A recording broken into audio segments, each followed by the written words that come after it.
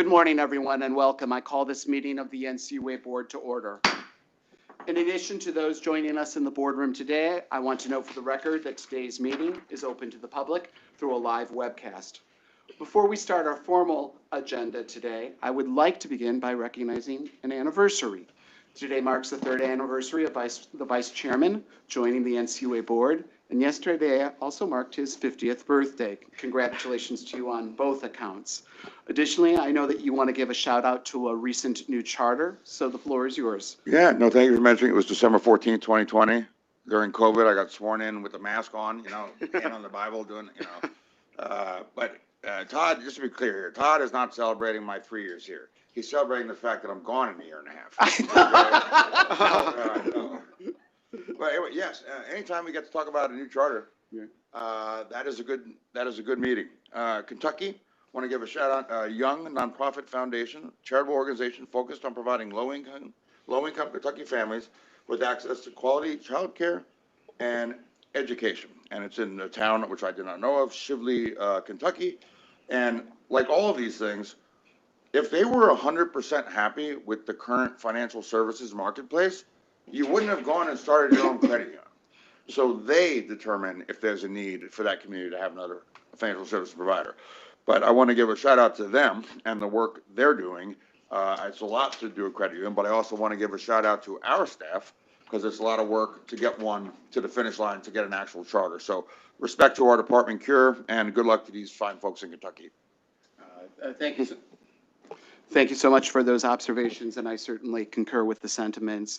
Any day that a new charter is granted is a good day, and the experts in our Office of Credit Union Resources and Expansion who shepherded this application through the process, along with the staff in the Southern region who will now supervise and support this new charter, deserve our recognition and thanks. So thank you to all. With that, our first item of business on our agenda today is the final notice on the NCUA operating fee schedule methodology. Staff presenting are Jim Holm, Division Director, Office of Strategy and Budget, Office of the Chief Financial Officer, and Todd Soloway, Financial Management Specialist, Office of the Chief Financial Officer. Good morning to you both. Please begin whenever you are ready. Okay. Good morning, Chairman Harper, Vice Chairman Hoffman, and Board Member Hood. Todd and I are here today, as you said, to review the public comments that the agency received about proposed changes to the operating fee and recommend finalizing those changes for the 2024 fee cycle. At the June 2023 board meeting, the board approved issuing a notice in the Federal Register requesting public comment about amending the agency's methodology for computing the annual operating fee charged to federal credit unions. The board asked the public for their views about, one, increasing the asset threshold used to determine which federal credit unions are exempt from paying the operating fee and raising that from $1 million to $2 million, updating the exemption threshold in the future based on aggregate asset growth at federal credit unions, and three, whether and how the board should modify the current three-tier operating fee schedule to distribute the operating fee cost burden more equitably across federal credit unions that are subject to paying it. Currently, federal credit unions reporting an average of 1 million or fewer and 1 million or less in assets during the preceding 4 calendar quarters are exempt from paying an operating fee. The $1 million exemption level has been in place since 2012. In the intervening 11 years, average assets across federal credit unions have approximately doubled. To account for this growth in the size of federal credit unions, the board proposed raising the average asset exemption level to $2 million and adjusting the exemption threshold annually in future years by the aggregate rate of asset growth among the federal credit unions. The NCUA received 5 comment letters in response to the June filing. In general, all of the letters expressed broad support for the board's proposals. However, a few of the letters raised specific issues for the board's consideration, which Todd will now discuss. Thank you. Good morning. Good morning. Good morning. As Jim explained, we received 5 letters for the proposed revisions to the operating fee. Overall, the commenters supported the exemption threshold. One of the commenters specifically supported increasing the exemption threshold from 1 million to 2 million. 3 of the commenters also supported increasing the exemption threshold and urged the board to consider raising it further to 5 million. The final commenter did not take a specific position about the exemption threshold. Regarding the 3 letters that suggested raising the exemption threshold to 5 million instead of 2 million. Because the June request for public comment did not suggest that level, such a change is beyond the scope of this proposal.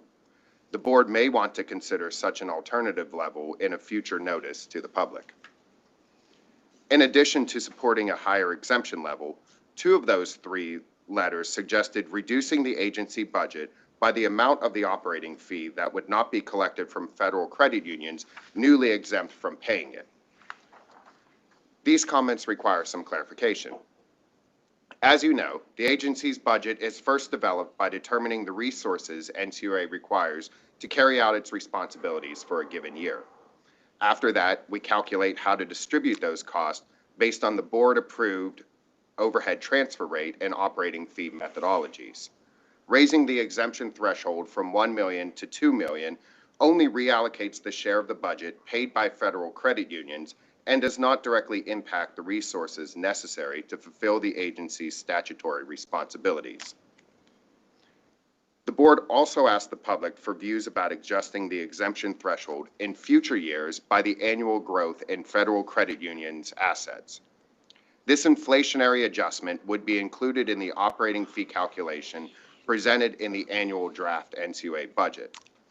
None of the letters we received objected to this change. 3 of the 5 commenters specifically expressed support for this change, whereas the other 2 did not comment on the issue. The board also asked the public for views about the current operating fee schedule.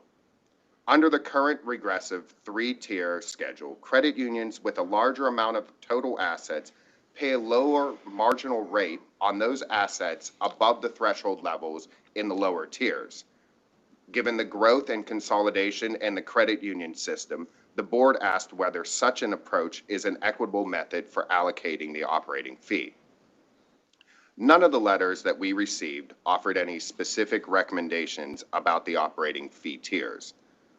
3 of the 5 commenters requested that the NCUA provide additional analysis of any proposed fee tier adjustments before they would comment on any proposal.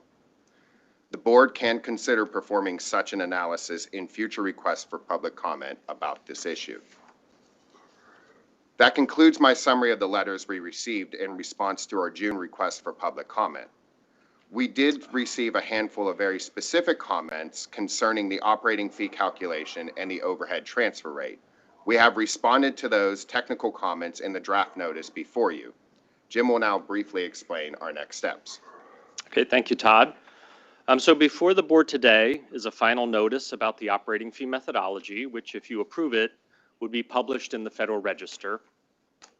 Given the supportive comments we received, this notice would formalize the $2 million exemption threshold we just discussed. So federal credit unions who have assets reported below that level would not have to pay an operating fee. The notice would also adjust the exemption threshold in future years by the aggregate rate of asset growth of federal credit unions. And third, the notice would plan for a future analysis of options to adjust the distribution of operating fee costs. If you approve this notice, the revised methodology will take effect 30 days after its publication in the Federal Register. The rates computed using a $2 million exemption threshold will be applied to the fees billed to federal credit unions in 2024. And that concludes our presentation today. Thank you for your time. And Todd and I are happy to answer any questions that you may have. Thank you both for your presentation and for your team's work in bringing this final notice on revising the NCUA's operating fee methodology before the NCUA board. And Todd, I understand this was your first time presenting at the board table. Well done. Thank you. In June, the board proposed to increase the threshold below which federal credit unions are exempt from paying an operating fee. Raising the threshold from the existing $1 million to $2 million would keep pace with the asset growth that has occurred within the credit union system since the board last established the current exemption level 11 years ago. And the change would increase the number of federal credit unions eligible for the exemption from 128 credit unions to 225 credit unions. Additionally, the proposal would allow the NCUA to adjust the exemption threshold for inflation annually going forward. That's just common sense. Accordingly, the NCUA would alter the exemption threshold by the percentage by which average quarterly assets reported for federal credit unions for the most recent 4 quarters have increased compared to the previous 4 quarters using call report data that was available at the time the NCUA budget is published. Today, the NCUA board will approve those proposed changes as presented, raising the operating fee exemption threshold to $2 million and indexing that threshold for inflation will provide a measure of financial assistance to these institutions, bring the threshold back into alignment with where it once was, and keep it there going forward. As I said when this rule was proposed, that's both a positive and a welcome change for the smallest of credit unions. Changing the exception threshold will not affect the total revenue collected through the operating fee. Instead, the change modestly shifts the fees allocation from federal credit unions with the smallest amount of assets to federal credit unions with larger amounts of assets. This modest change, too, makes sense as larger credit unions pose greater risks for the National Credit Union Share Insurance Fund. Because of this potential risk to the fund, NCUA's examiners spend more time examining and supervising these larger institutions.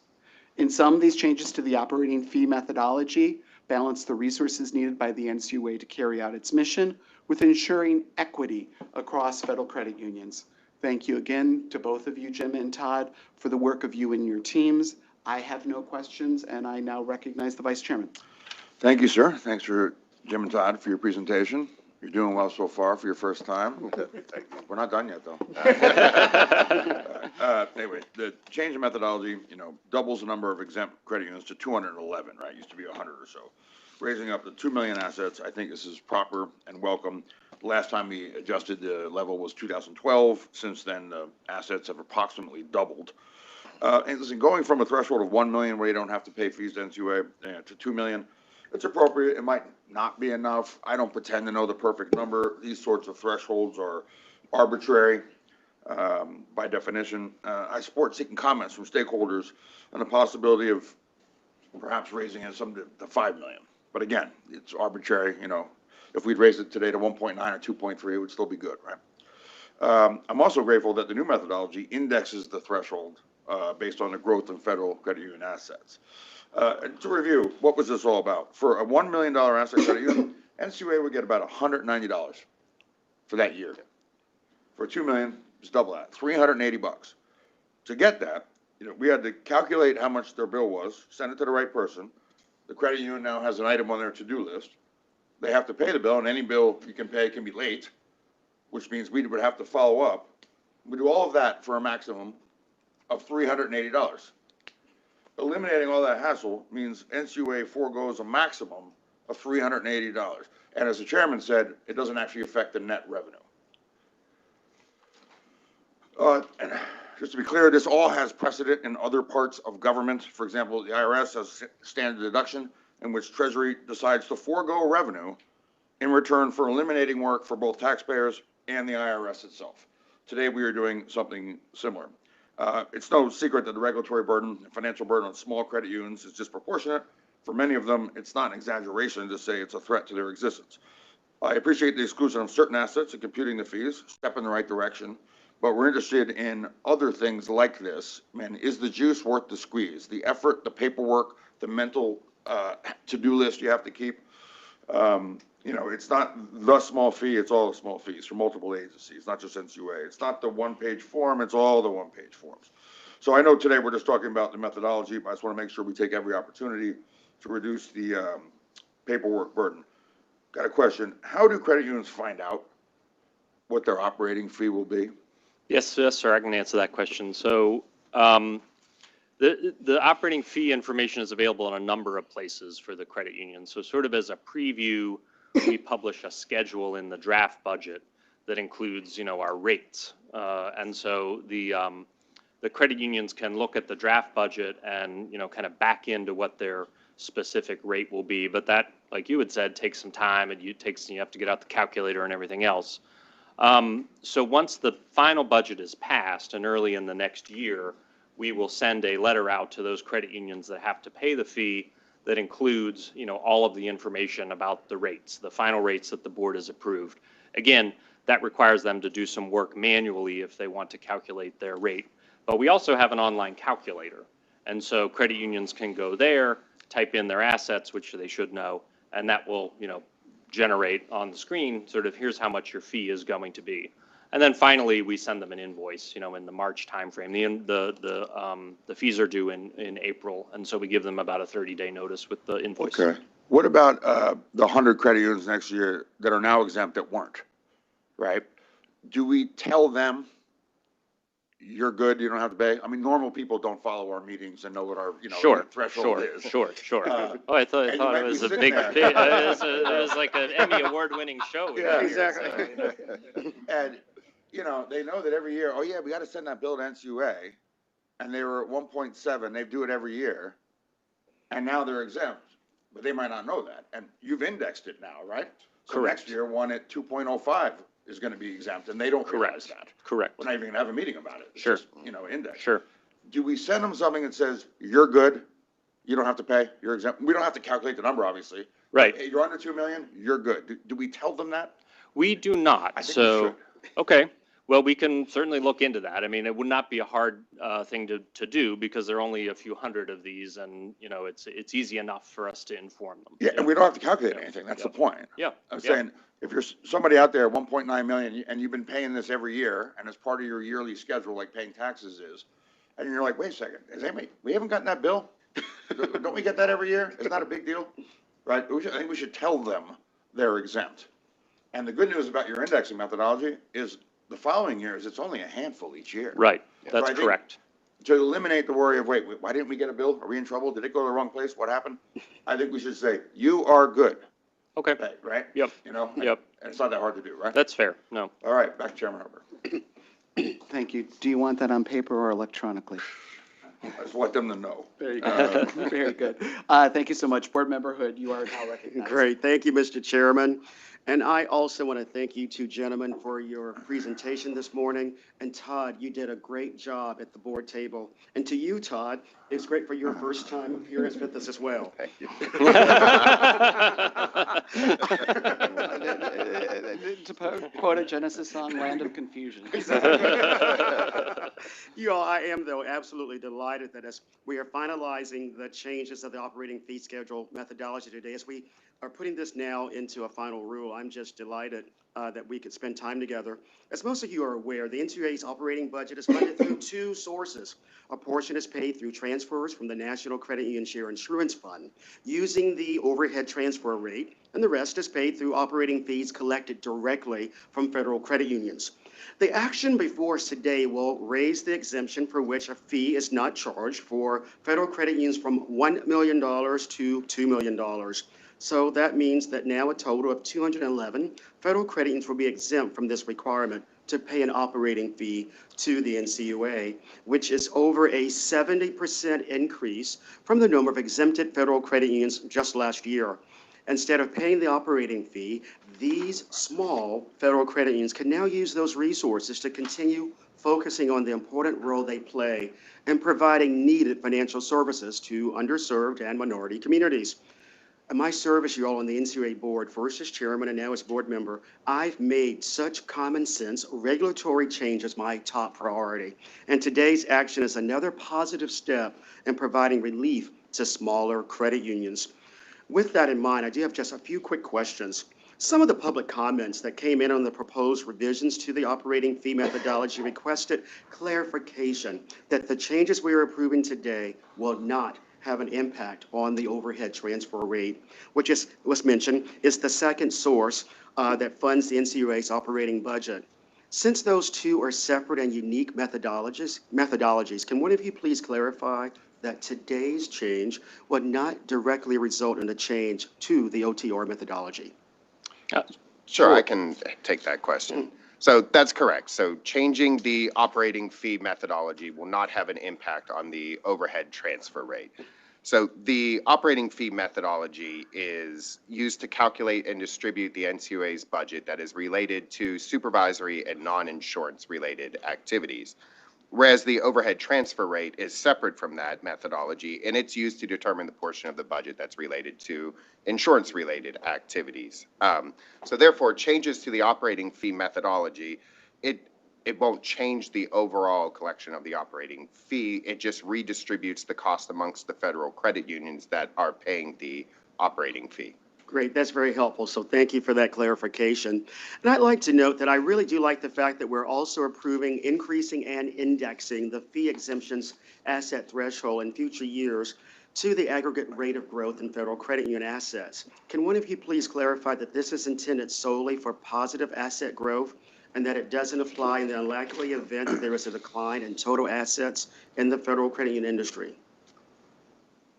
Sure, I'll also take that question. So thank you for that. The intention of the index is for the operating fee exemption at the agro-federal credit unions is to provide a mechanism that keeps up with growth in the system. So there has not been a decline in total federal credit union assets in quite some time. However, if a situation like that were to occur, the board could consider it necessary to amend the methodology perhaps and address that contingency. But the purpose of the index is to keep up with growth in the system. Very well, and just continuing on that vein, by the way, thank you for your response, but just one more point of clarification.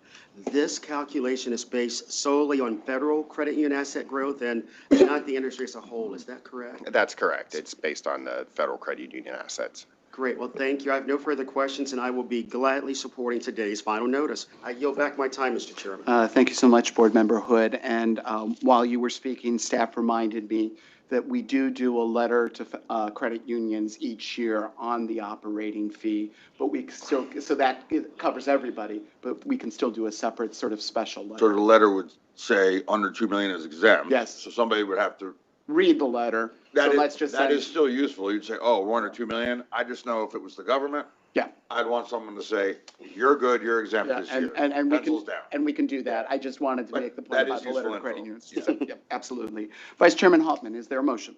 Yes, sir. I move that the board issue a final notice on the NCUA operating fee schedule methodology as attached to the board action memorandum. Is there a second? I second. There is a sufficient second. All those in favor say aye. Aye. Aye. All those opposed say nay. The ayes have it, and let the record show the motion passed 3-0. Thank you all. Thank you. Thank you. That concludes our consideration of the NCUA operating fee schedule methodology. The second item on our agenda today is the NCUA's combined budget for 2024 and 2025. Eugene Sheed, the Chief Financial Officer, will present, and Jim Holm, the Division Director of Strategy and Budget, Office of the Chief Financial Officer, has changed chairs but will remain at the table to join Eugene in answering any questions. We got a double header. Good morning, Eugene, and welcome back. Jim, please start whenever you are settled. Good morning, Chairman Harper, Vice Chairman Hopman, and Board Member Hood. Good morning. I come before you this morning to recommend the board's approval of the NCUA's operating budget, capital budget, insurance fund administrative budgets for 2024 and 2025. The staff draft budget justification, or as I'll simply refer to it as the staff draft, was posted on the NCUA's website on October 26th and published in the Federal Register on November 1st for public comment. A public board meeting was held on November 16th when representatives from 5 different associations presented their views on the staff draft. The NCUA also received written statements from 7 organizations that did not make presentations at that budget meeting. All 12 written submissions are posted on regulations.gov's website. In my comments this morning, I will summarize the changes being recommended to the staff draft budget, also summarizing the comments we received about the budget, and finally, discussion about the overhead transfer rate and the operating fee, which is discussed in the previous presentation, are the primary means by which NCUA funds its operations. The NCUA conducted additional analysis of the budget and considered the comments that we received. The recommended final budget includes a comparison to the staff draft, has adjustments to the staff draft as follows. First, lowered the recommended final 2024 final operating budget by $7.6 million in one position. Second, to lower the recommended 2024 final capital budget by $1.2 million. And third, to increase the 2024 final share insurance fund administrative expense budget by $6,000. The recommended 2024 combined final budgets, that is the operating, capital, and share insurance fund administrative budgets, would be $385.7 million and 1,247 positions, which is $8.8 million lower than was proposed in the staff draft. The revised total reflects an offset of $24.5 million in unspent prior year budget surpluses. The resulting recommended 2024 funding level is 7% higher than the board-approved 2023 budget, which is down from the 9.5% increase proposed in the staff draft. Staffing in 2024 would be reduced by one position as compared to the staff draft. The 2025 combined budget is an increase over 2024 of $47.6 million in 4 positions. However, I'd note that $24.5 million of this increase is the result in the use of carryover funds to offset the 2024 budget, which would not be available again in 2025. Even though the board adopts 2-year budgets for planning purposes, it's been the practice to revisit each year's budget before that budget year begins. I'll now note some specific changes in the final recommendation from the draft for the operating budget. This includes, first, an additional $5.3 million for a total of $23.3 million in carry-forward funding for the operating budget. This amount has been used to lower the overall new level of operating budget required for 2024. The budget for travel expenses was reduced by $2 million. The recommended final budget eliminates 2 new positions and the related funding requested for a new Office of the Executive Secretary, as well as 1 new position requested for the Office of Ethics Counsel. 1 new position was added for the Office of External Affairs and Communications to lead implementation of the mandated 21st Century Digital Experience Act and other newly established federal government requirements on websites. The new writer-editor position that was proposed in the staff draft for this office was eliminated.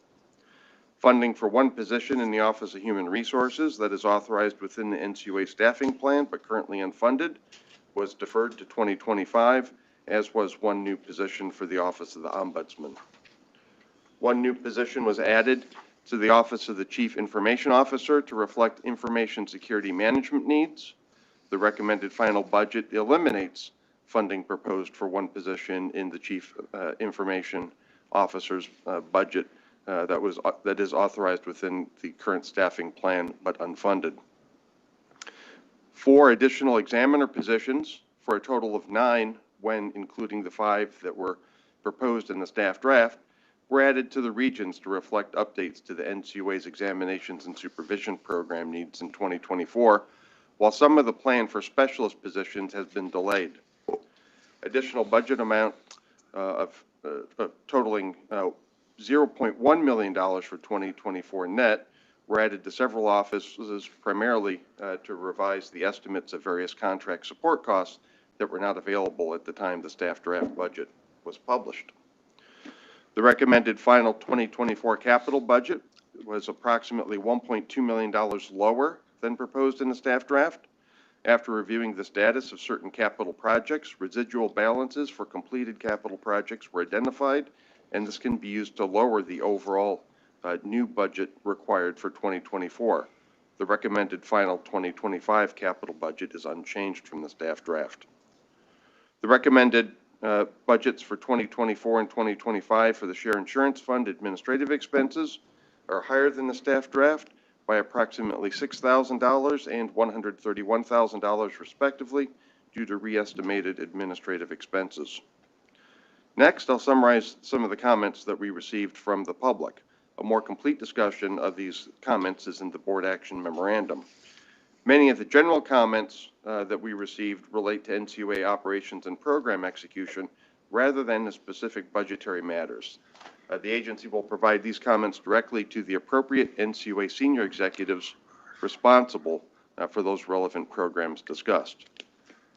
6 commenters expressed concern about the 9.5% annual growth proposed for 2024. The recommended 2024 final budget growth rate is, as I mentioned, been lowered to 7.0%, which is 2.5 percentage points lower than the staff draft and almost 5 percentage points lower than the increase approved by the board for 2024 as part of the two-year 2023-2024 budget. 7 commenters were concerned about the overall increase in the NCUA staffing level within the staff draft. Specifically, commenters expressed concern about the additional specialist examiners. The recommended final budget would slow the implementation of the specialist programs, thus deferring hiring of 7 new specialist positions until later in 2024 and 13 of them until 2025. 2 commenters recommended increasing the eligibility for credit unions on the extended examination cycle to those with $3 billion or even up to $10 billion in assets to establish parity with examination requirements for banks. The final budget does not recommend this adjustment, given the relative risk this poses to the Share Insurance Fund, concerned about economic uncertainty, and the recent trend in weakening CAMEL's ratings. 4 commenters noted concern related to the increase in the budget for travel. Specifically, 3 of the 4 commenters encouraged NCUA to conduct more examinations off-site to reduce travel costs. As mentioned, the travel budget in the final recommendation has been reduced by $2 million. 3 commenters expressed concern about the NCUA cybersecurity programs and budgets. The staff draft includes a detailed explanation about NCUA's cybersecurity efforts, and likewise, the agency's annual performance plan includes performance indicators that illustrate some of the results of the agency's cybersecurity efforts. Additionally, in its public meetings, the board periodically receives updates about emerging cybersecurity threats. 2 commenters expressed concern about the cost presented in the staff draft budget for merit. The recommended 2024 budget includes approximately $13 million to operate and maintain merit and to pay for the infrastructure costs associated with the nationally available system, such as cloud services, the engineering support, and security functionality. The recommended final 2024 budget reduces contract services by approximately $5.1 million net. 1 commenter expressed concerns about the proposed operating fee rates paid by federal credit unions that were in the staff draft budget. The operating fee schedule has been updated to reflect the lower operating budget and the final recommended budget, as well as a revised estimate for interest earned on the operating fund's overnight investments. These changes lower the amount that will be invoiced to federal credit unions for the annual operating fee. 4 commenters recommended additional discussion about how the budget funds programs to address climate-related financial risk, while 1 commenter expressed appreciation for the fact that the budget does not discuss climate financial risk. The final budget does not include any specific discussion about climate-related financial risk. The NCUA is working jointly with other federal regulators to analyze how changing climate may impact financial systems. 7 commenters expressed support for the NCUA's dedication to small, low-income, and minority depository institutions. The 2024 recommended final budget includes assistance for small, low-income, and MDI credit unions. The support has been the priority for the NCUA in the past several budget cycles and is continued in 2024. And finally, 5 commenters supported funding for the Office of Credit Union Resources and Expansion's Process Automation Project, which is intended to improve the field of membership expansion application process. Improvements to this process remain a focus for the NCUA. Finally, financing the NCUA's programs. The NCUA's expenses are funded primarily through fees paid by federal credit unions and the OTR, as has been discussed this morning. The annual budget is developed for board review and approval, and the approved methodologies for calculating the OTR and the operating fee paid by federal credit unions are applied to determine the amount of the budget that will be financed by each. The final 2024 OTR is 61.7%, a decrease of 10 basis points compared to the staff draft. The final 2024 OTR is 70 basis points lower than the rate calculated for the 2023 budget.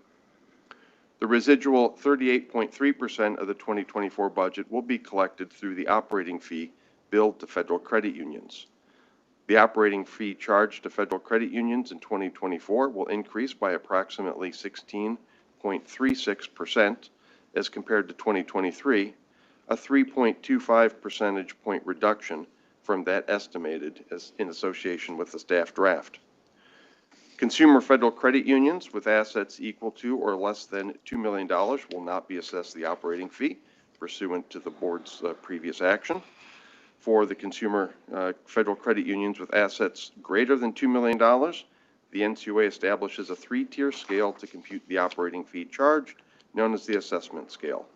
The dividing points on that assessment scale are adjusted upward and on an annual basis by a computed rate of federal credit union asset growth. The dividing points are indexed annually by federal credit union asset growth to preserve the same relative relationship of the scale to the applicable asset base. To conclude, I recommend that the board approve, as presented in the board action memorandum and the accompanying attachment, the following.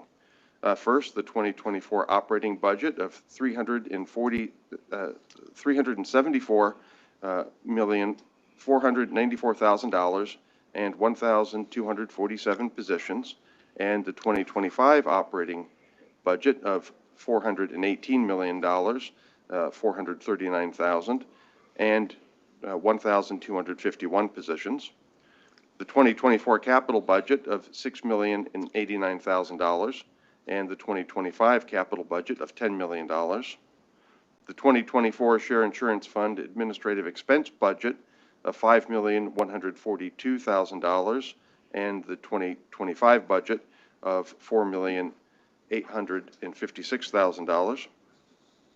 That $23,558,000 of unspent prior year operating budgets that will not be spent at the end of 2023 be available for expenditure in 2024. That $1,990,000 from unspent 2020 operating budget balances previously made available to pay for rehired credit union examiner annuitants and contractor support for examinations remain available for the same purposes in 2024 and 2025. That $1,186,000 from prior capital budgets be available for capital projects approved for 2024. And finally, that a new position added for the Office of Business Innovation be an SSP 1 level position, and that the executive director may amend relevant human resource policies to reflect this position. This concludes my presentation. Jim and I are available to take your questions. Thank you. Thank you, Eugene, for that presentation, and thank you to the entire teams in the Office of the Chief Financial Officer, as well as the Office of the Executive Director, for developing and finalizing the 2024 and 2025 budget. I appreciate the many hours spent by all to arrive at today's final agreement, and thank you everyone for your incredible efforts. This budget agreement would not be possible without the collaboration of Vice Chairman Hauptman and Board Member Hood and their senior policy advisors, Sarah Bang and Nagi Khalid, respectively, and the NCUA's Chief of Staff, Catherine Galicia. The willingness of these individuals to engage in good faith discussions about competing priorities allowed us all to reach a consensus on the budget we are considering today. So thank you to everyone. In addition, thank you to the many stakeholders who participated in this year's budget briefing and provided written comments about the draft budget. Your feedback assisted the agency in consideration of these matters and the development of the final budget. The recommended budget before us represents a consensus. It includes compromises by each of us at the table. As Eugene noted in his presentation, the recommended overall budget for 2024, including the operating budget, the capital budget, and the Share Insurance Fund administrative budget, is $385.7 million and 1,247 staff positions. In addition, the combined budget for the 2025 is estimated at $433.3 million and 1,251 positions. Compared to the funding and staff levels shown in the staff draft budget, this budget is smaller in dollars by approximately $8.8 million, or 7% overall increase. With these compromises, the NCUA is making critical investments in its field examination program to protect the system's safety and soundness as credit unions respond to growing liquidity, interest rate, credit, and cybersecurity risks.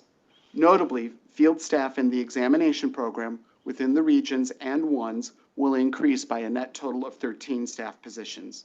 These final staff numbers reflect the latest updates to the NCUA's anticipated examination and supervision program needs for 2024. The final budget also includes support for both small and MDI credit unions, as well as investments to improve the automation and processing of field of membership applications. Additionally, there are investments to further protect credit unions' members' rights, prepare large credit unions for the transition to oversight by the Consumer Financial Protection Bureau, and strengthen the system and the Share Insurance Fund against emerging risks. And perhaps most importantly, these investments include adjustments to the pay and benefits of our workforce, allowing the NCUA to remain a competitive employer and able to attract talent. Together, these investments will allow the NCUA to accomplish its work without sacrificing quality. Give and take is essential to any organization's policymaking and budgeting process, and the budget before us reflects that principle in action. This funding plan provides sound financial stewardship and will allow the NCUA to execute its financial stability and consumer financial protection missions over the next 2 years. As such, I will support this plan. That concludes my remarks. I look forward to a productive 2024 and now recognize the Vice Chairman for his comments and questions. Thank you, sir. Thanks, Eugene. Jim. We appreciate getting the draft budget early enough to have a productive public hearing. The format of this year's hearing, I think, allowed a candid, fruitful exchange. I noticed the chairman started at 2 p.m., which means we were out of there by 5. When we started at 10 a.m., it was like 4 hours. Everybody who testified drove here. It starts getting to be about 4 or 5 o'clock. Started at 5:30 next year, we'll be out of there in an hour. Hour max. Anyway, I just want people to know that the budget hearing and everybody's comments, they did matter. They truly affected the budget. We can't give everyone everything they want. We found enough common ground to work together amongst the board to get this budget. The give and take between the board offices I thought was healthy. I think it produced a better product. Devil is always in the details, and details are also where we found many of our solutions. I want to thank my fellow board members and their staff for their willingness to work cooperatively on this. None of us at NCUA are completely happy about this budget, but that's a good thing. If everyone in government is happy with the budget, regular Americans know what that means. Watch your wallet. Every dollar in the budget is somebody else's. We're government using our power to seize private property. Okay, I know we're allowed to do it by Congress, but that's still what we're doing. And I take that very seriously. Many of the people we're taking the money from are under a lot of financial stress, more so this year than they were a couple years ago. Trying to prioritize, money to buy gas, making a car payment. Our own data showed a dramatic increase in delinquencies in the third quarter, especially for credit card debt and auto loans. These are the people's money we are spending. So I think we owe it to them to ensure our priorities are worthy of the hard choices credit unions are making every single day and their members. Agency budgets are written by those receiving the money, not those paying it. In any discussion about the cost of anything, you can be sure that those receiving the cash think it's a more reasonable amount than those paying it. It's human nature and it's not unique to this agency. And while the NCUA board, we are fiduciaries of the Share Insurance Fund. We don't control a lot of the bad things that can hurt the fund, mortgage delinquencies, spike in interest rates, but we do have control over how much money we take from the fund. So that's my general view on budgetary matters. And now to the specifics of the budget. When we did our 2-year budget last year, the number for 2024 was nearly 12% growth for this year. We're grateful the staff in the draft for this budget brought it down to 9.5%. We're voting on 7%. So I think that's obviously some progress. The major focus is on deploying resources where they will do the most good. I think that's mostly out in the field rather than, we don't want to be a top-heavy administration. In this budget, the regional directors have the flexibility to deploy their resources where and how they are needed. And after some give and take, hiring in the field is being managed to ensure we have the generalists in place to address the myriad of challenges credit unions are facing.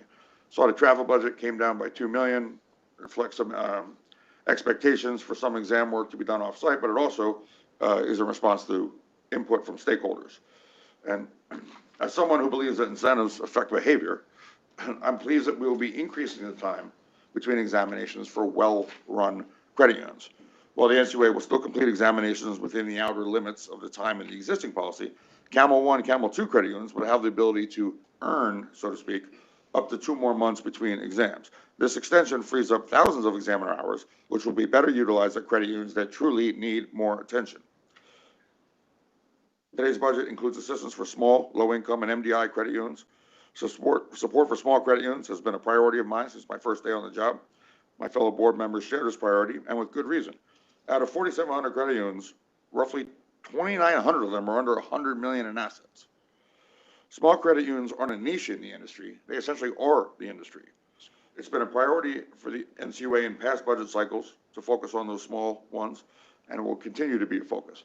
$45 million for IT investments is far away the largest piece of the capital budget.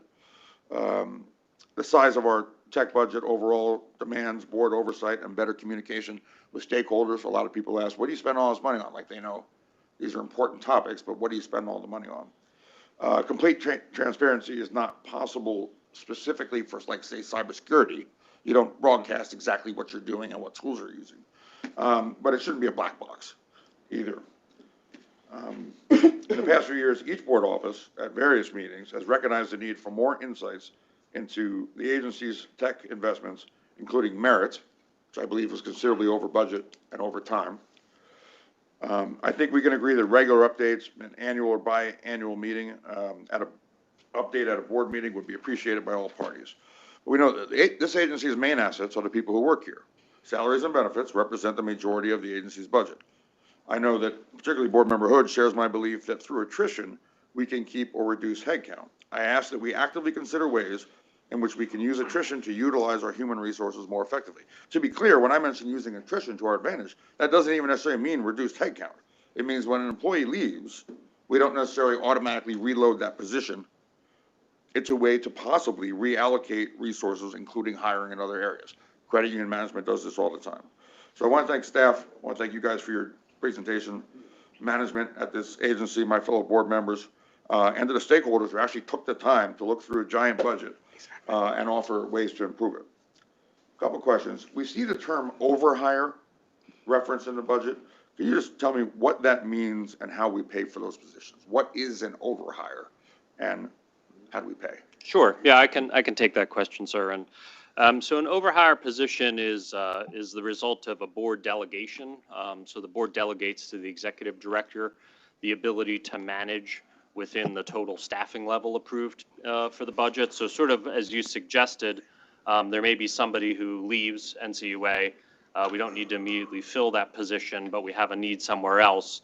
The executive director can approve hiring someone for that more critical role to play. And that's sort of how it gets paid for, is that when there are vacancies elsewhere in the agency, there are these positions that, are higher priority. And so as a result, they're paid through the vacancy, not being filled in another part of the agency. That's useful. And it does allow for what I was talking about, allocating where the need is.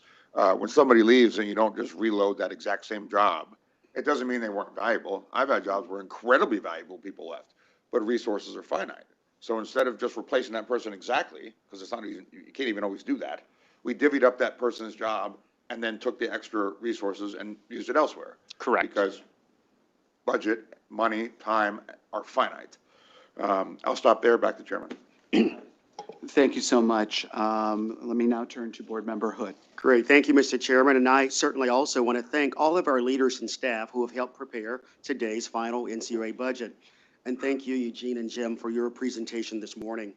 I also want to thank my fellow board members for working with me in a bipartisan manner in devising this final version of the budget, which I believe you all is efficient, transparent, and appropriately reflects our needs to effectively perform our mission and fulfill our responsibility to protect the Share Insurance Fund. You all, while the credit union system remains largely stable in its performance, financial institutions of all types are faced with dealing with several external factors beyond their control, including the high interest rate environment, inflation, changes in employment patterns, and the recent liquidity events that unfolded in the banking sector and their resulting impact on the broader financial services industry. Those conditions, coupled with the rise in delinquencies and losses and an increase in the number of Camel Codes 3, 4, and 5 credit unions, just goes to highlight the importance of the NCUA making certain that we have the appropriate resources to ensure a safe and sound credit union system. The final budget before us today incorporates adjustments that reflect our commitment to those aforementioned responsibilities and to realizing effective efficiencies in our spending.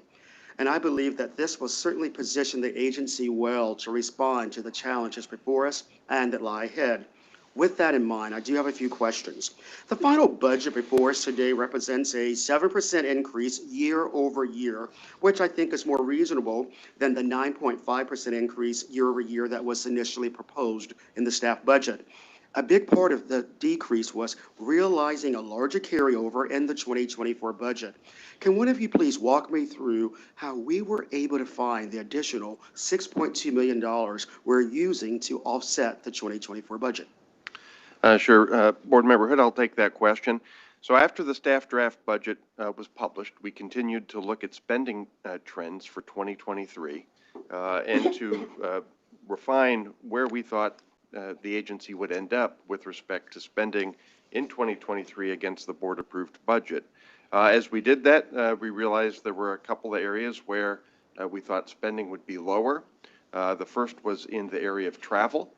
While there has been a significant increase in travel this year over the prior years coming out of the pandemic, it did not completely rebound to the extent anticipated and funded in the 2023 budget. And so that was the first one. And the second area that we continually assess is payroll, being about 75% of our budget.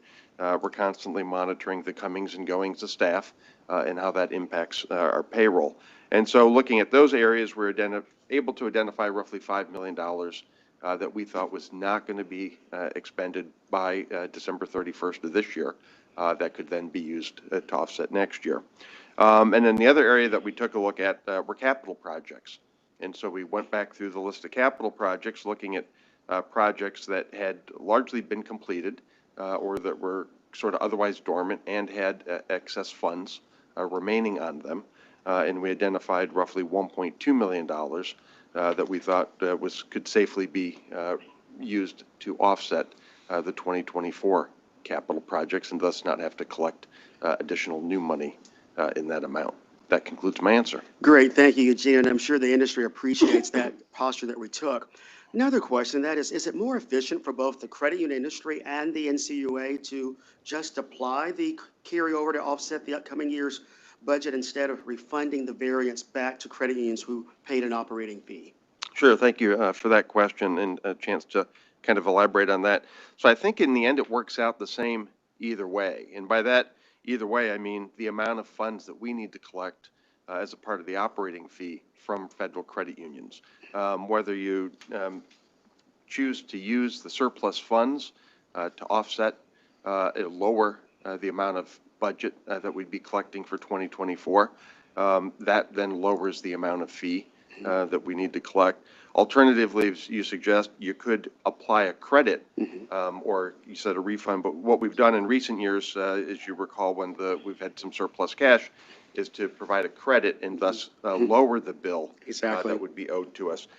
In the end, I think either way results in the same outcome, which is federal credit unions paying an otherwise reduced fee had those resources not been available.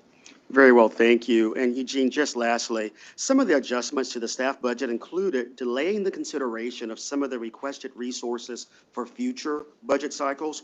For the sake of our industry or our agency's commitment to transparency with the industry, can you provide a quick highlight of what items from the initial proposed staff budget might be reconsidered in future cycles? Sure, I can answer that question, Mr. Hood.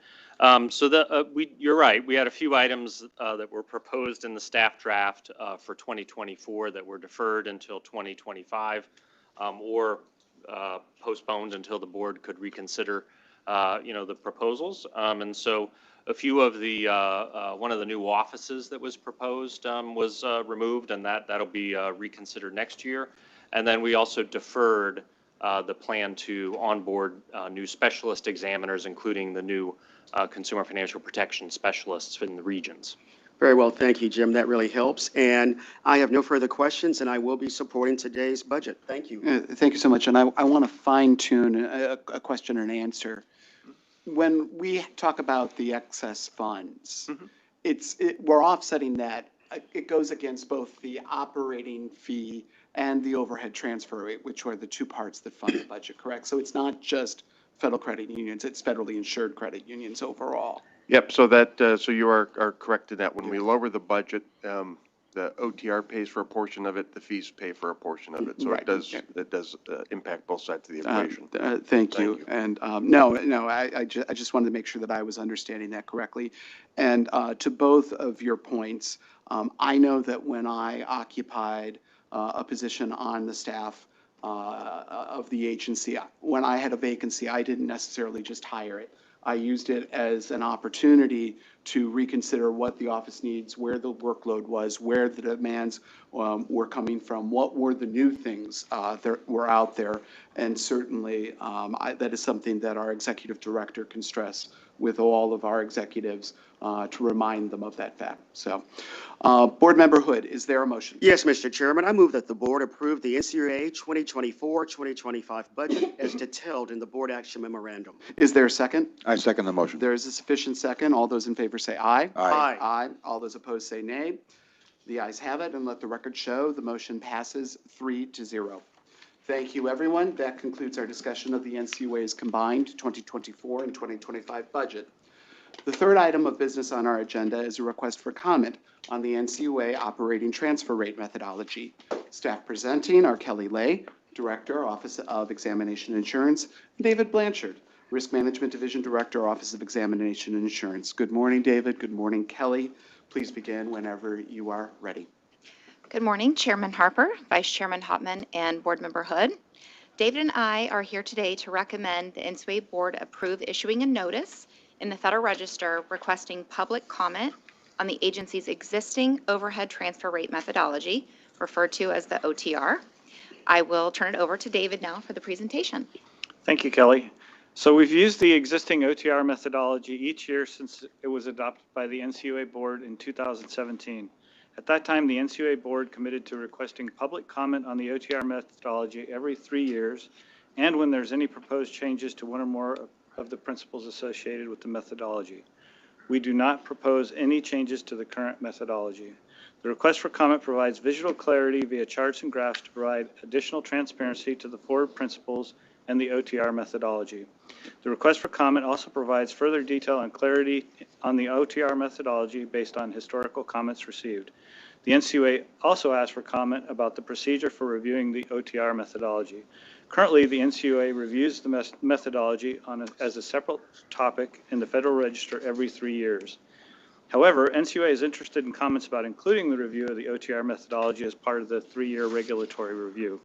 The NCUA is also interested in receiving comments on the 4 principles of the OTR methodology, the added detail within the request for comment, the clarifying statements of the OTR methodology provided in the request for comment, and suggestions for achieving further transparency of the OTR methodology. To achieve its statutory mission, the agency incurs various expenses, those involved with examining and supervising federally insured credit unions. The board adopts an operating budget each year to fund the costs of operating the agency. The NCUA uses 2 primary sources of funding the operating budget: requisitions from the Share Insurance Fund and operating fees charged to federal credit unions. Requisitions from the Share Insurance Fund are determined by the OTR methodology. The Federal Credit Union Act authorizes the NCUA to expend funds from the National Credit Union Share Insurance Fund for administrative and other expenses related to federal share insurance. Title II of the Act empowers the NCUA Board to determine the proper allocation of the administrative and other expenses incurred that may be funded by direct requisitions from the Share Insurance Fund. Title II further subjects the resources expended for insurance purposes to the board's discretion by empowering the board to appoint examiners who shall have power on its behalf to examine any insured credit union, any credit union making application for insurance of its member accounts, or any closed insured credit union whenever the judgment of the board an examination is necessary to determine the condition of that credit union. The NCUA also has the authority to promulgate rules and regulations to carry out the provisions of Title II. Accordingly, the NCUA board has approved rules and regulations that specifically address risks to the Share Insurance Fund. The NCUA's OTR methodology is designed to allocate the Title II related portion of the NCUA's operating budget to the Share Insurance Fund. By doing so, the NCUA's OTR methodology calculates the portion of the NCUA's operating budget that is also insurance related, and thus a portion of the operating budget that may be allocated to the Share Insurance Fund. In November 2017, the board approved a simplified principle-based methodology for calculating the OTR. The OTR methodology is based on the following underlying principles used to allocate the agency's operating costs. The first principle is 50% insurance related, and that's the time spent examining and supervising federal credit unions.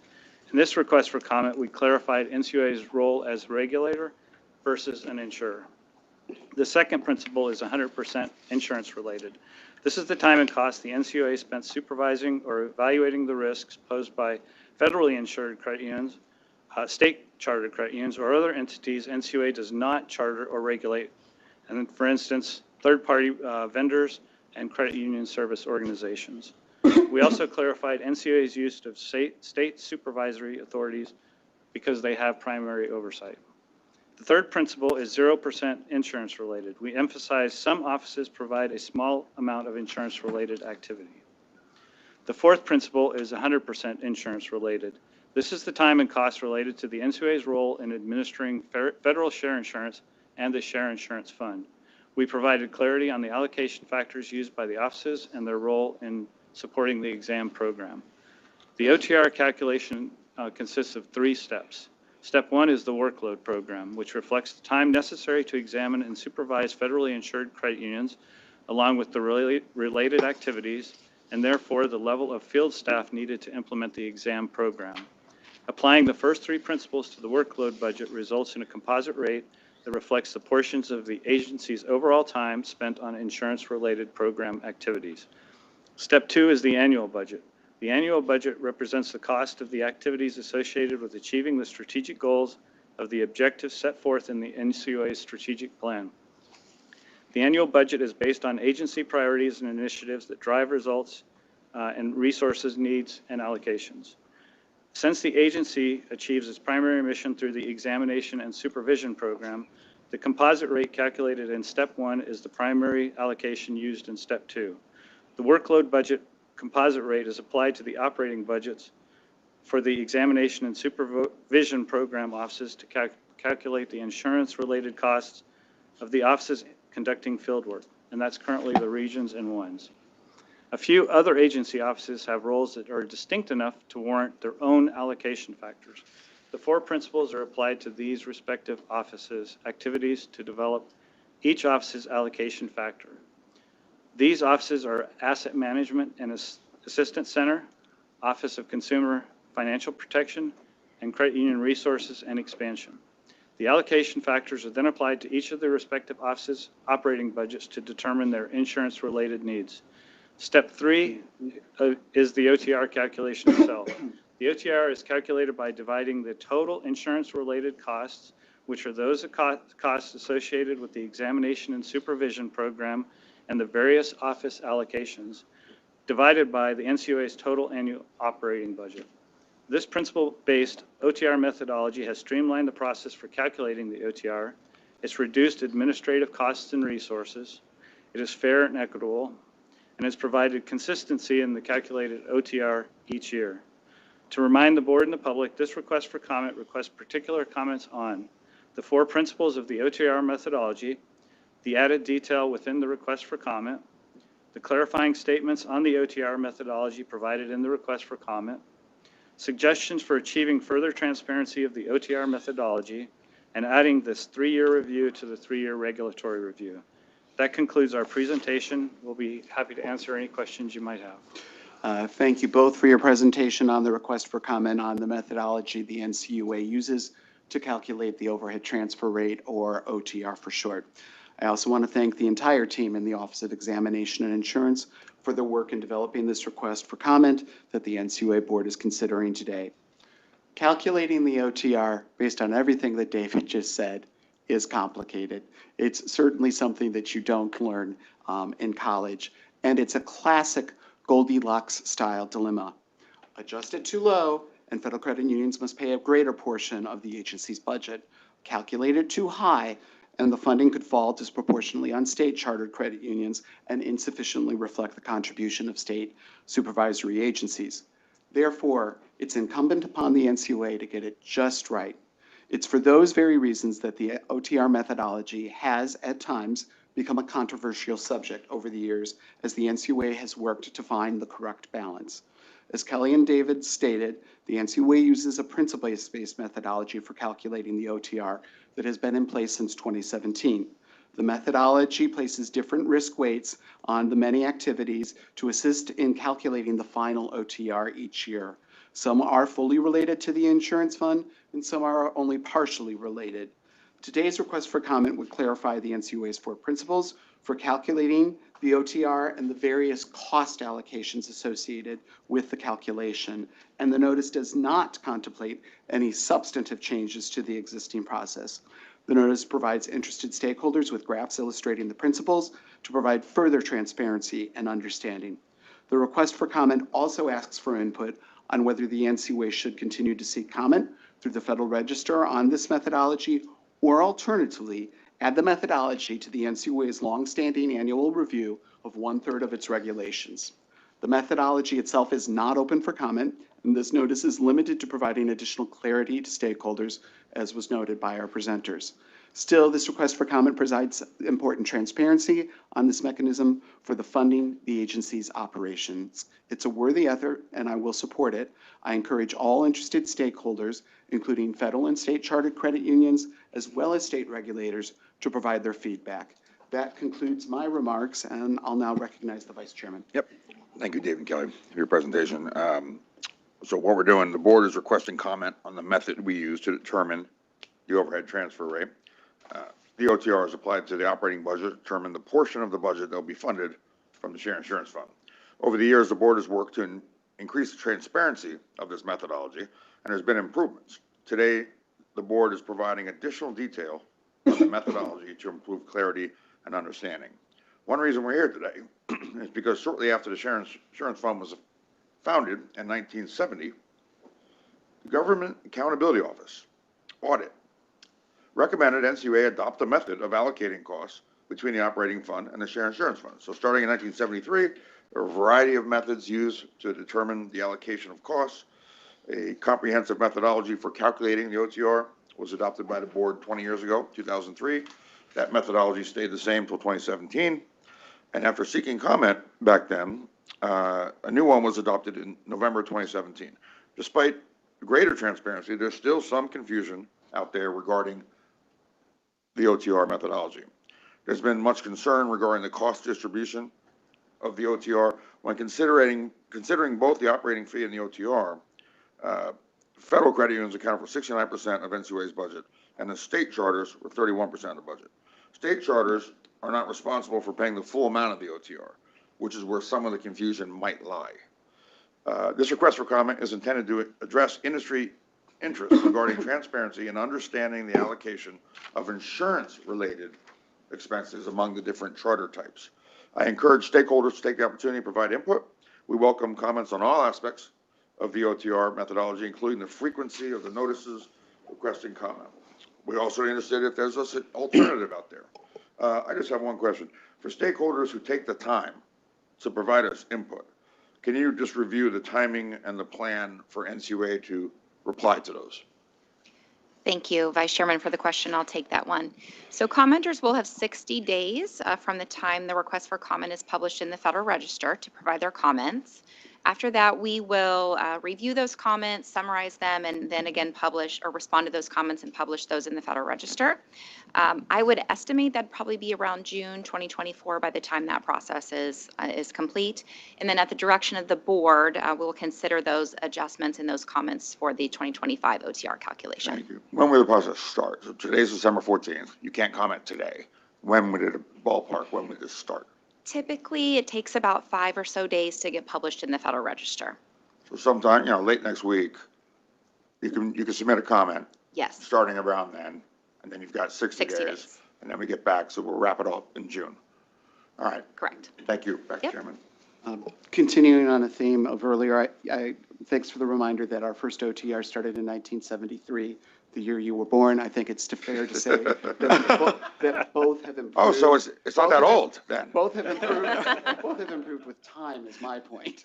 What a young and vibrant methodology that is. Board Member Hood. Yes, thank you, Mr. Chairman, and thank you, David and Kelly, for your presentation this morning. I'm so delighted that we're bringing this action before the board today and asking for public comment on the NCUA's overhead transfer rate methodology.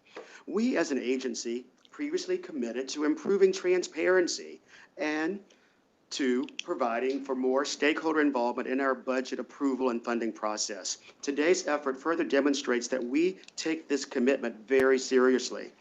The NCUA has used different methods for computing the OTR since it was first established, as we've just discussed, nearly half a century ago. Yes. The current OTR methodology was developed and adopted in 2017, and we went through a similar exercise to what we are introducing today in order to obtain public comments on it. I believe our current OTR methodology, which incorporates the 4 key principles which David mentioned earlier, in allocating agency operating costs, is very transparent and comprehensive, and appropriately distinguishes between the agency's dual role as a prudential regulator and that of an insurer, which I might add is unlike any other financial regulatory body. Additionally, the current OTR methodology appropriately defines the safety and soundness related activities and other agency functions that are directly related to insurance and accounts for the value of the insurance-related work performed by the state supervisory authorities. However, it's worth noting that consistent with our commitment to transparency, any process, OTR methodology included, can always benefit from being re-evaluated to ensure its effectiveness. Therefore, I am happy to support bringing forward this request for comment to obtain stakeholder input on the NCUA's OTR methodology. But first, I do have a few just quick questions. There is often a misunderstanding on the way the NCUA computes the OTR. And I know we've talked about this a little with the other board members, but in how it translates to the operating budget as a whole. Can you please, again, clarify which institutions pay into the OTR and which institutions pay the operating fee? Sure, I can take that question. And I think the chairman actually mentioned this in his question in the last presentation, at least the beginning of it. So it's funded in 2 ways, from the OTR and the operating fees. The Share Insurance Fund pays the OTR portion, and the operating fees are calculated from the operating fund. So as of the 2023 budget year, 62.4% of the NCUA's budget came from the transfer from the Share Insurance Fund, and the remaining 37.6% of the 23 budget came from the NCUA operating fee, which is charged only to federally chartered credit unions. Very well, and I was going to ask you about those percentages, so you've already answered that regarding the 67 and 33%. With that being said, I have no further questions, and thank you both for your presentation. Thank you so much. Vice Chairman Haltman, is there a motion? Yes, sir. I move that the board approve a request for comment on the NCUA overhead transfer rate methodology for a 60-day comment period as attached to the board action memorandum. Is there a second? Second. There is a sufficient second. All those in favor say aye. Aye. Aye. All those opposed say nay. The ayes have it, and let the record show that the motion passed 3-0. Thank you, David. Thank you, Kelly. That concludes our discussion on the request for comment on the NCUA overhead transfer rate methodology. The last matter on our agenda today is being heard in the NCUA's board's capacity as the Central Liquidity Facilities Board. The sole agenda item is the Central Liquidity Facilities 2024 budget. Staff presenting are Anthony Capetta, President, Central Liquidity Facility, and Tim Dodd, Vice President, Central Liquidity Facility. Good morning to both of you. Please feel free to start. Thank you. Good morning, Chairman Harper, Vice Chairman Hauptman, and Board Member Hood. Tim and I are here today to request the NCUA Board and its capacity as the CLF Board approval of the CLF 2024 budget. Next slide, please. The CLF, as a federal contingent liquidity provider, must stand ready to support the financial stability of member credit unions by providing liquidity for short-term, seasonal, and protracted needs. The CLF budget request considers the potential for surges in both membership applications and processing of liquidity advances while maintaining routine operations. Presented here are the financial highlights of the CLF as of November 30th, 2023. As a reminder for stakeholders, monthly financial statements are posted on the CLF page at ncua.gov.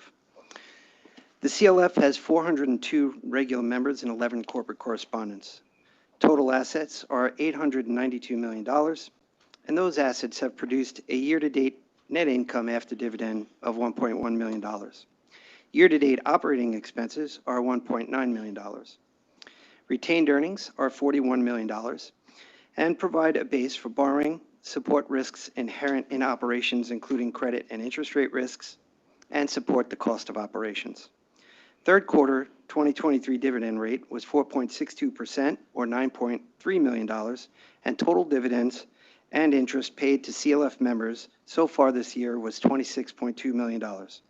The total $1.68 billion of subscribed capital and surplus provides the CLF a statutory borrowing authority of $20.1 billion. Tim will now discuss the details of the proposed budget. Thank you. Next slide, please. Effective liquidity and interest rate risk management are key components of a credit union's safety and soundness. This past year witnessed a rapid rise in interest rates that has put increasing pressure on credit unions, and the prospect of significant economic fluctuations in the coming year make access to sources of contingent liquidity, like that from the Central Liquidity Facility, especially important. The CLF utilizes its investment income to cover operating expenses, meet retained earnings objectives, and then distributes the remaining proceeds as dividends on paid-in capital and interest to liquidity reserve and clearing accounts. Accordingly, the CLF proposed budget recognizes estimates of revenue, retained earnings, member distributions, while outlining operational expenditures for 2024. Investment income year-to-date in the third quarter was $28.4 million. Fed fund futures and forward curves were employed to project the remaining 2023 and 2024 investment income of $38.8 million and $38.2 million, respectively. The slight decrease in investment income forecast is due to market-implied decreases in overnight and short-term rates in 2024. These estimates are subject to change with market conditions. Operating expenses are projected to be $2 million in 2023 and increase to $2.2 million in 2024.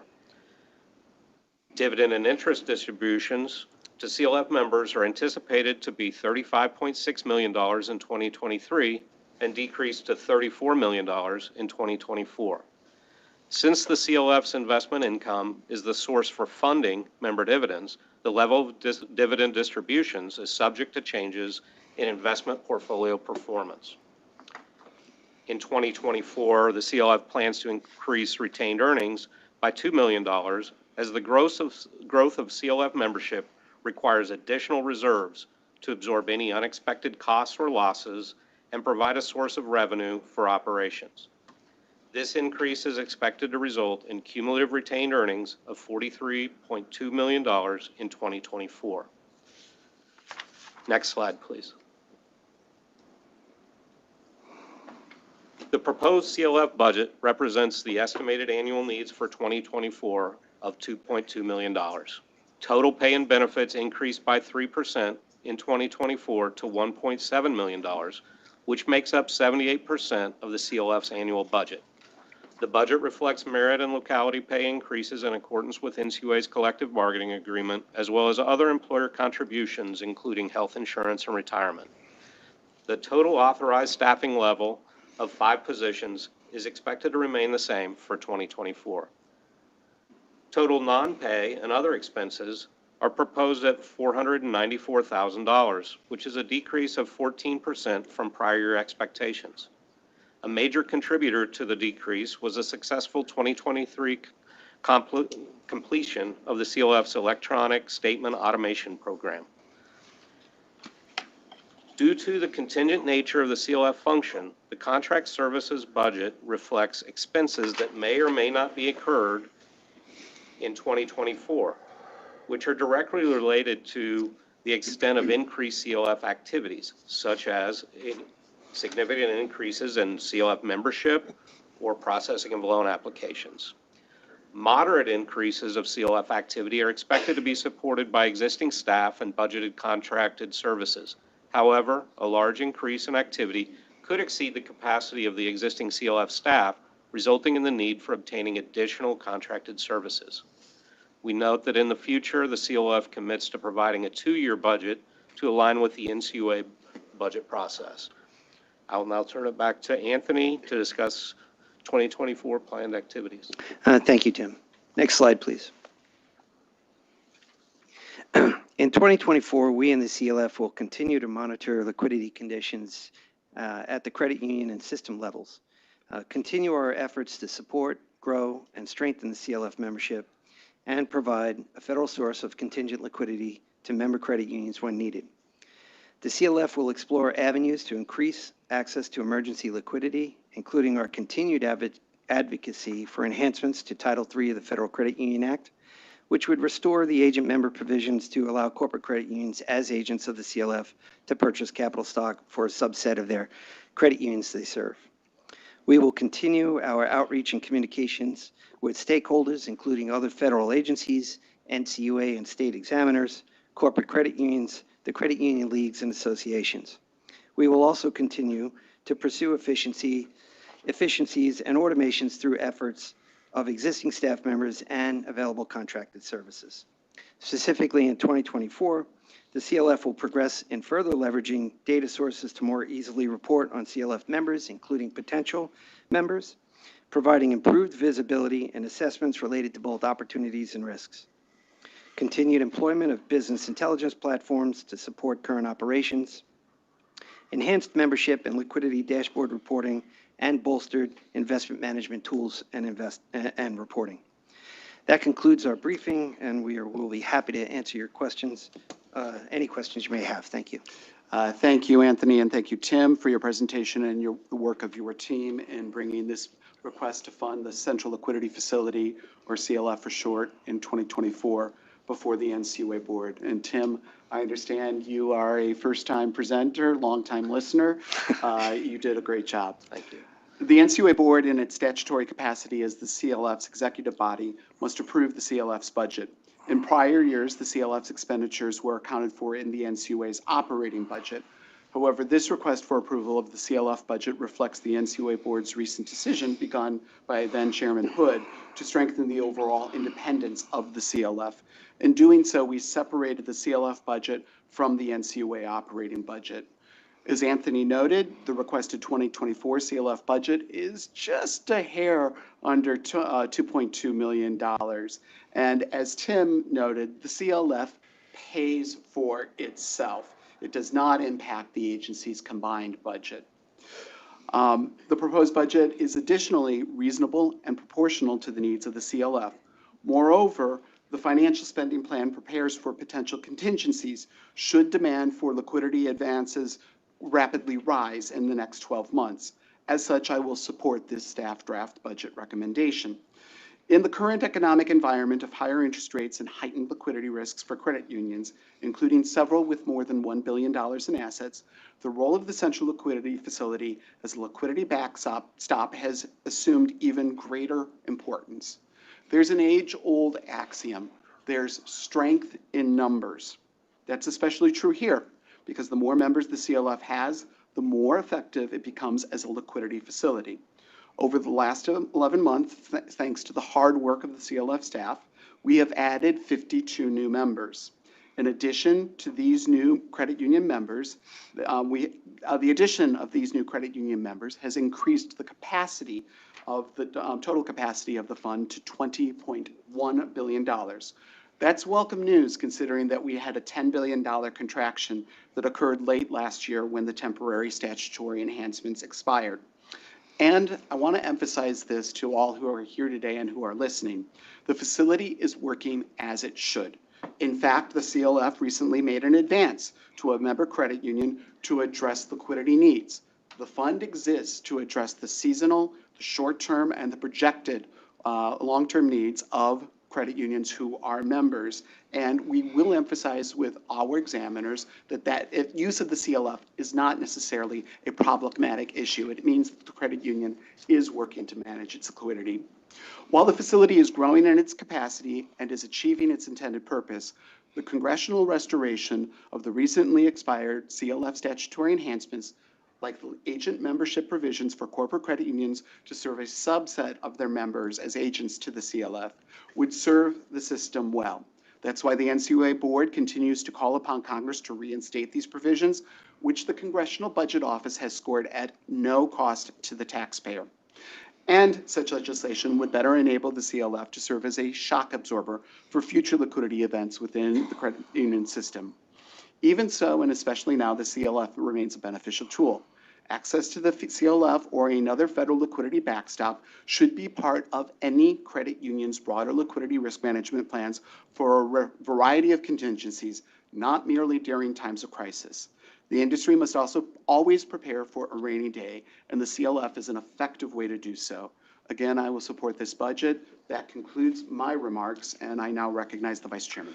Thank you, sir. Thank you, Anthony, Tim, for the presentation. The NCUA board, in its capacity serving as the CLF board, must approve the CLF budget. I think I was here a year before I realized I was a CLF board member. In prior years, the CLF expenditures were accounted for within NCUA operating budget. I believe we can thank Rodney Hood for suggesting a greater focus on a commitment to the CLF.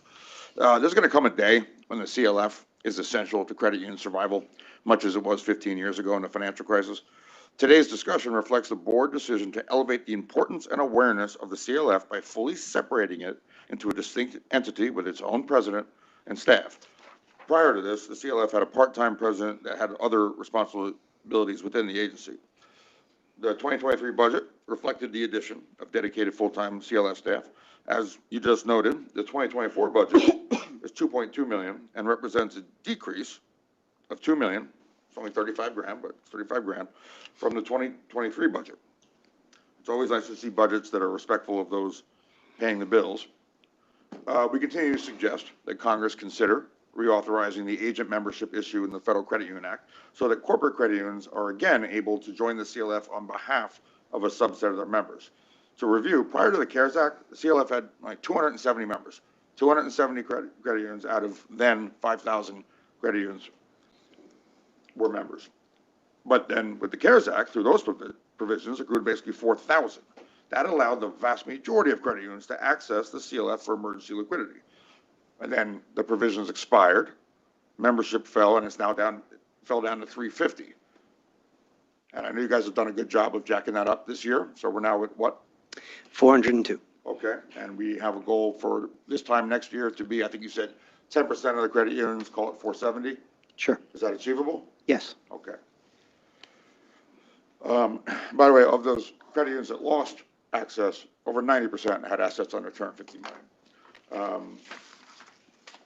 I want to commend Anthony and his staff for getting more credit unions access. Your outreach to corporates and to leagues is making a difference. I encourage you to expand it further. As long as we are in a situation where your main job at the CLF, we don't have a lot of loans going out, your job is getting people signed up. We don't compel anybody. We don't really care if they have CLF. We care that they have liquidity. Agreed. And as you said, the CLF is a different mechanism than the discount window. They have their pros and cons. So more liquidity is good. We don't compel anybody to. What we care about is, do you have access to liquidity? And obviously L in camels is one of the ratings we give to credit unions. Anthony, you and I discussed a couple small changes to the website to make it easier to find the application. Do you agree some minor tweaks might make it more user-friendly? Yes, Vice Chairman Hoffman, and thank you for that question, and I appreciated our discussion on this matter. So I agree with you that there are ways to improve our website and our website landing page. You have our commitment that we will evaluate and implement improvements to make it clearer for and direct ways for credit unions to apply for a membership and apply for a loan if needed. Gotcha. And I think you agree these are relatively minor things, just moving some words around. Just moving some words. Yeah. I think joining the CLF is one of the things people hear about. We certainly promote it. I know my colleague Sarah was just at a conference and people nod their head, oh yeah, CLF liquidity.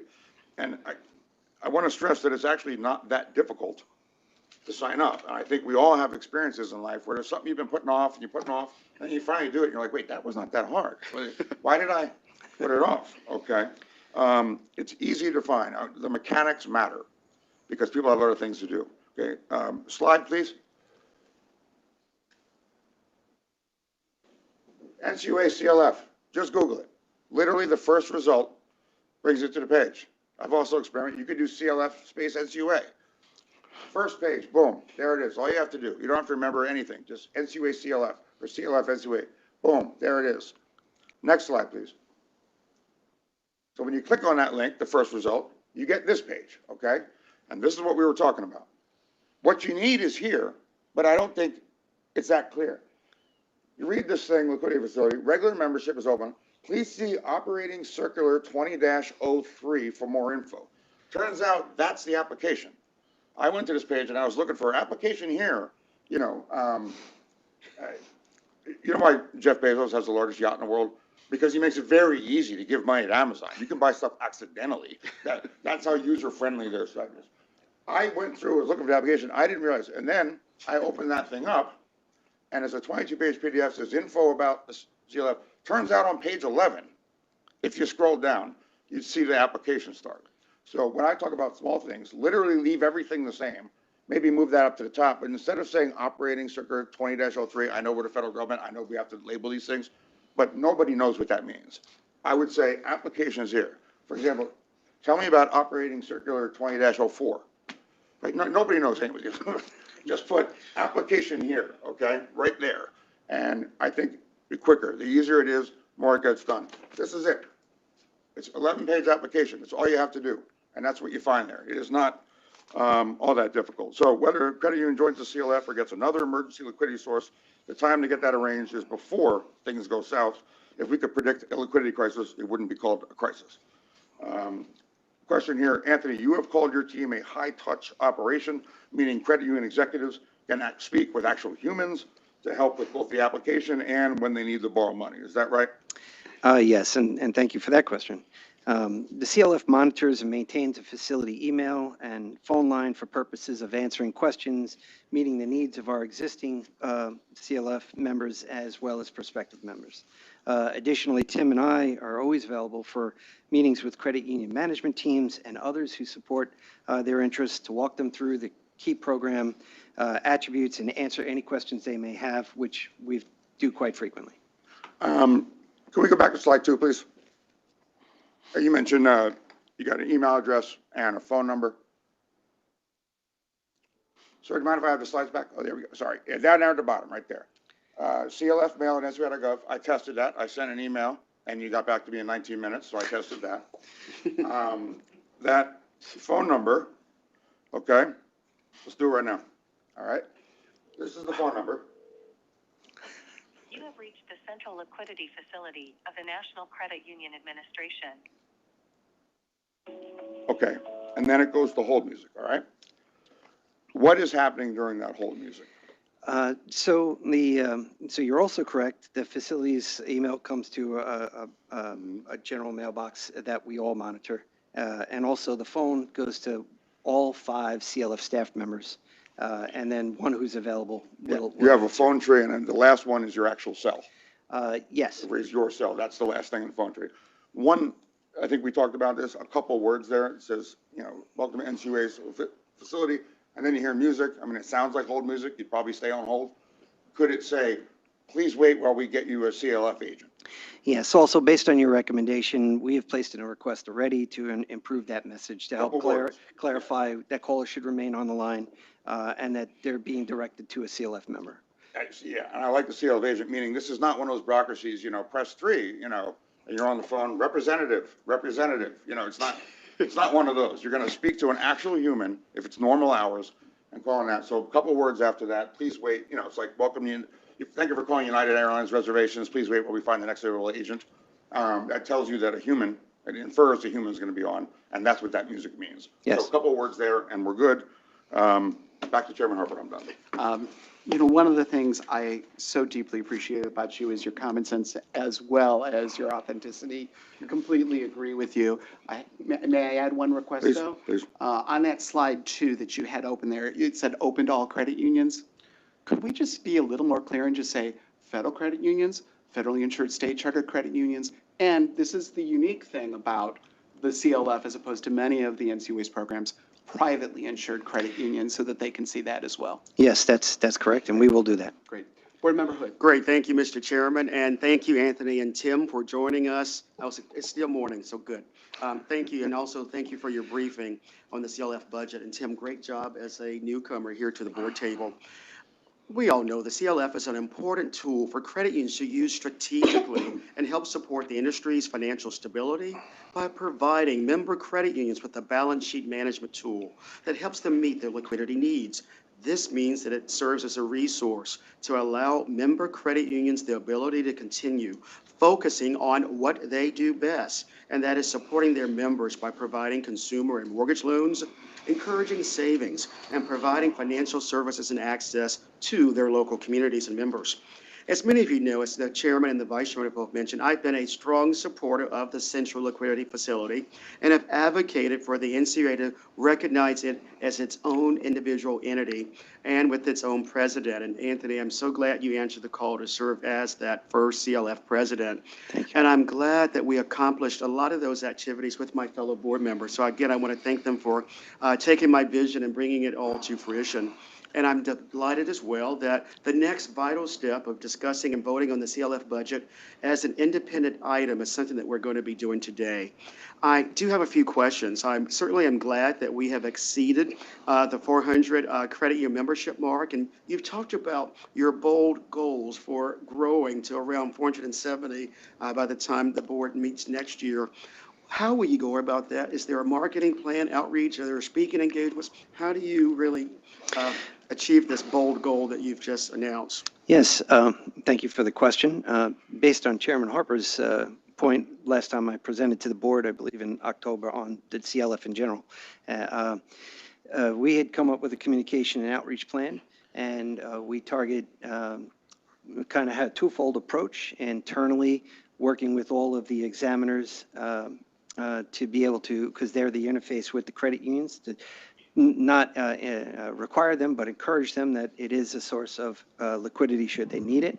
And then it was also externally with a variety of organizations, and we've, Tim and I both have presented at the leagues, to the league presidents themselves, also the California, Nevada, Virginia leagues. We've also spoken with the corporates. They continue to champion our cause to increase membership, and also at public forums such as an FFIEC conference and other places where we continually say, hey, this is what the CLF is, this is why it's a great thing to be part of, and we're happy to help you in joining. Great, and I know with all of my speaking engagements, I continue to talk about the CLF and encouraging the credit unions to participate and join. One of the questions that often comes up is it going to be frowned upon when that credit union that joins the CLF and takes out an advance? Can we allay those concerns, please? Yes, and in fact, when we do speak with the examiners, we make a very a big point to say, accessing the Central Liquidity Facility is not a bad thing. It demonstrates that the credit union is thinking wisely about their asset liability management, and we're a component of that. So that is a message that we continue to relay to everyone we speak with. And I do that as well. I tell them that it is a sign of strength and pragmatism when you're using these readily available tools that exist. Yes, and interestingly, if you look at the majority of our membership, they all rate very highly in liquidity and CAMELs, and so they tend to be good liquidity managers. Well, very well. Well, I'm glad to see that you're growing. And with that being said, what will be the budgetary impact when you do reach the 470 membership mark and beyond? So as we continue to increase our membership, I think it's reasonable to think that our budget would increase in accordance with that. And so it's difficult to project what that budget will be, although as we think about the number of members we'll add will come up with a number for our proposed budget next year. Very well, thank you, Anthony. And Tim, I believe you mentioned this, and I now want to talk about the CLF budget process aligning with what we do at NCUA in terms of the operating and capital budget that we approve. Is it going to align with that piece of 2 years? Yes, we commit to a 2-year budget process, a 2-year projection of budget, similar to the NCUA's budget. So then it will align with what we've been voting on earlier today. So that is great. Thank you all very much. And Anthony, I also want to thank you for your support of the Capital Market Symposium that I hosted on Wall Street at the NYSE earlier this year. You were quite a hit. You were great with the microphone. Thank you. With your panel. I have no further comments, Mr. Chairman. I give you your time. I yield back my time. I'm giving you time. There we go. You have an extra. And thank you again for your both foresight and leadership on the issue of liquidity. I can certainly say we were in a better position this last March when we started to see trouble across the financial system. With that, is there a motion? Yes, Mr. Chairman. I move that the NCUA Board, in its capacity as the Central Liquidity Facility Board, approve the 2024 Central Liquidity Facility budget as detailed in the Board Action Memorandum. Is there a second? I second the motion. There is a sufficient second. All those in favor say aye. Aye. Aye. All those opposed say nay. The ayes have it, and let the record show that the motion passed 3-0. In concluding today's meeting, I want to wish the NCUA team and my fellow colleagues a restful, peaceful, and reflective holiday season. Together, we have accomplished much this year. I also want to thank the NCUA team for their time and effort in responding to recent service outages at several small credit unions nationwide. Currently, the affected credit unions are operational and members have access to their funds. We will continue to remain vigilant and to monitor for any future cyber incidents. That is the end of our agenda today.